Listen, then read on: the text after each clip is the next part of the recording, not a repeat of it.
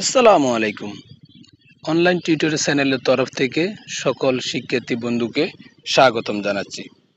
আজকে আমরা ব্যাখ্যা বিশ্লেষণ করব দিনাজপুর বোর্ড 2024 সালের গণিত সৃজনশীল অংশের গ বিভাগ থেকে ত্রিকোণমিতি এবং পরিমিতির 7 নম্বর যে অঙ্কটি সেটি।